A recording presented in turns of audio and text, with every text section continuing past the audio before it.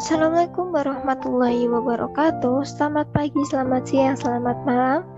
Perkenalkan, nama saya Lailatul Amalia Nugrahani, NIM H01219007. Saya dari mahasiswi Biologi UIN Sunan Ampel, Surabaya. Baik, di sini saya akan sedikit menjelaskan tentang hasil review saya mengenai jurnal internasional yang berjudul Perbandingan Sifat Fisikokimia Pati Isolasi dari Sorghum Manis dan Butir. Jurnal ini diterbitkan di Jurnal Kimia. Untuk halamannya, halaman 1-5, di jurnal ini itu tidak disebutkan volume berapa dan nomor jurnal. Kemudian tahun penerbitan yaitu tahun 2016. Untuk penulisnya sendiri yaitu Abdul Ghazi Muhammad Ahmed, Xiaoquan Zhang, dan Xiaoquan Liu. Nah, kemudian ada latar belakang masalah. Kan biasanya tiap jurnal atau makalah atau apa itu kan pasti ada latar belakang masalah. Nah, untuk jurnal ini, latar belakangnya yaitu beberapa teknik yang disebutkan pada jurnal ini telah diperkenalkan untuk menguji butiran pati sorghum. Tetapi, molekuler halus struktur pati sorghum manis dan sifat fisikokimianya belum sepenuhnya diteliti.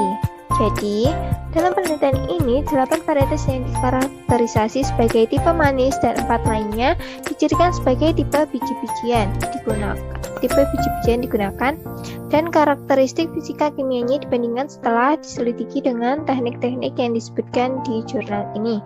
Untuk tujuannya yaitu untuk membantu mengidentifikasi penggunaan pati sorghum dalam makanan dan aplikasi industri lainnya.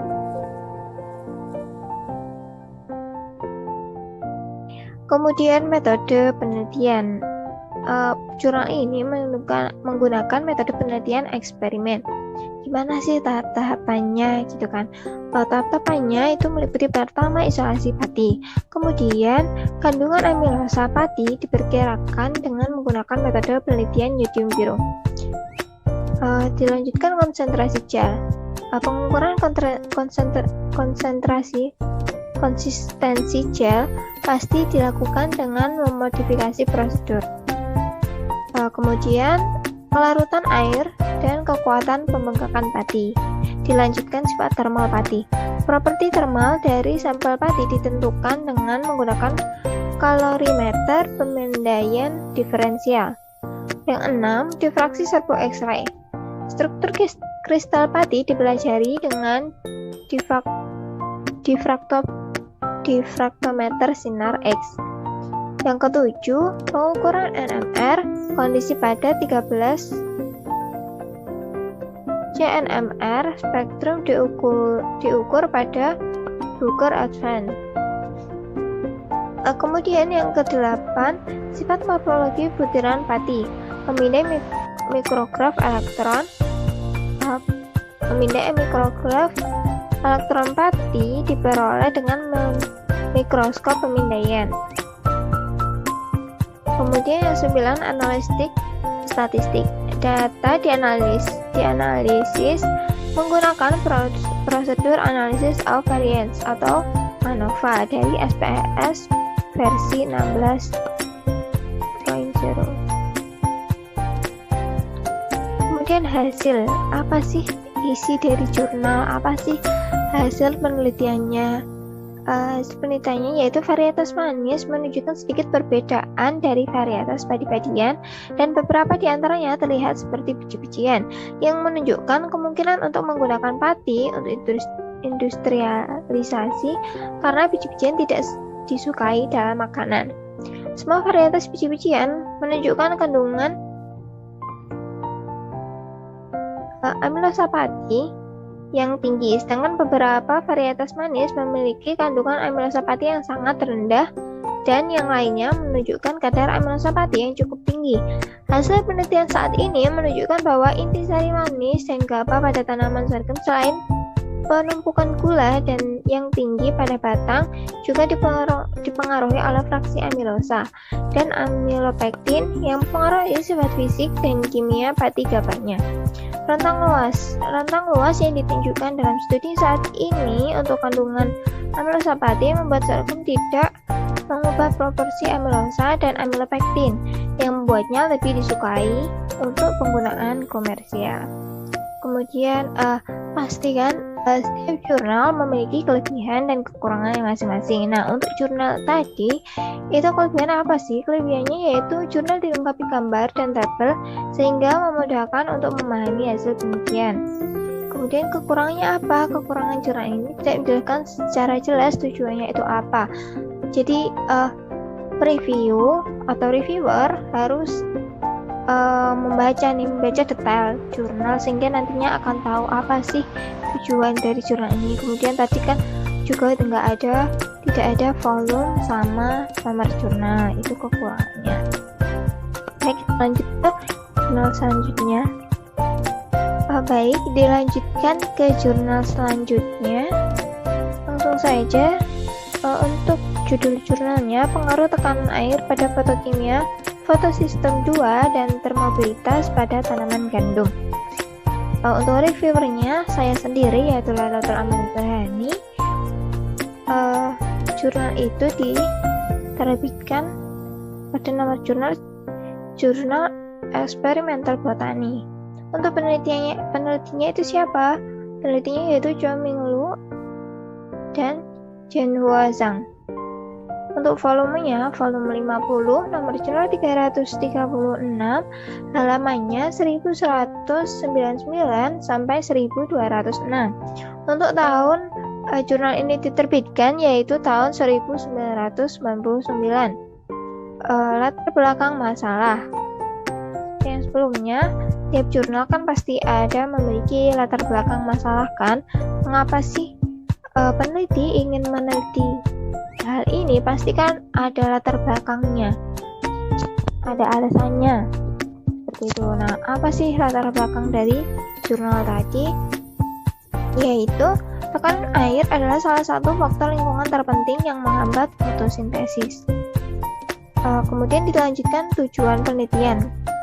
Pastikan ada sih tujuan penelitian. Mengapa peneliti melakukan hal ini, misalnya eksperimen tentang ini, bertujuan untuk apa sih? Misalnya untuk menghasilkan apa atau untuk mengetahui apa gitu kan.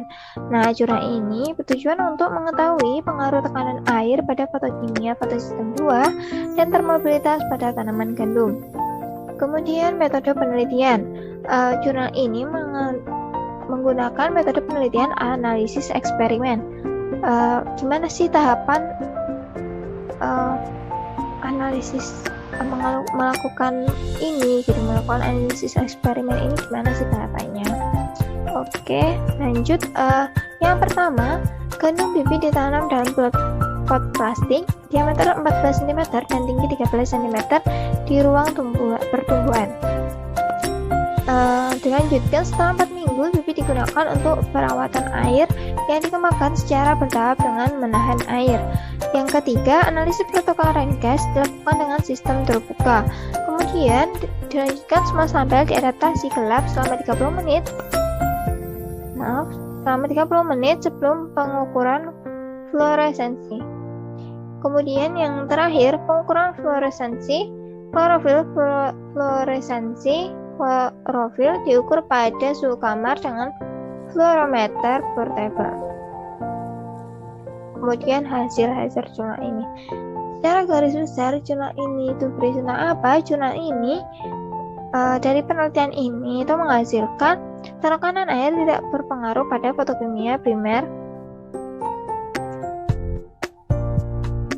Kemudian kelebihan jurnal itu apa? Kelebihan jurnalnya itu jurnal dilengkapi dengan tabel sehingga mudah untuk dipahami hasilnya. Kekurangan jurnal ini apa? Kekurangan jurnal ini tidak menjelaskan secara jelas tujuannya apa.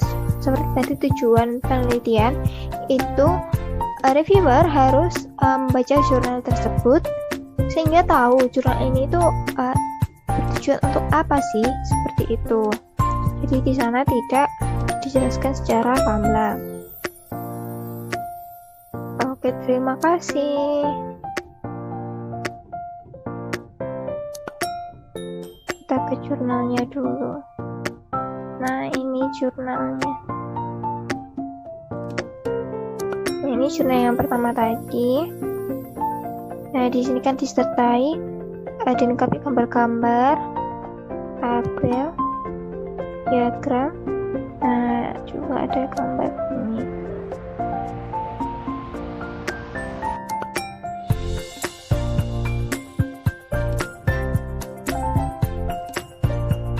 Nah, itu kelebihan dari jurnal yang pertama. Kemudian ini jurnal yang kedua. Ini juga memiliki kelebihan, ada grafik, ada tabel. Tapi di sini tidak ada gambar ya.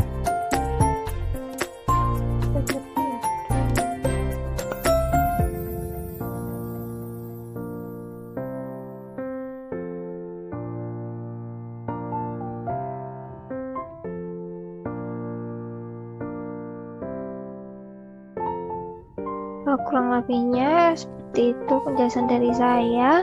Mohon maaf apabila ada salah kata. Saya pamit undur diri. Wassalamualaikum warahmatullahi wabarakatuh.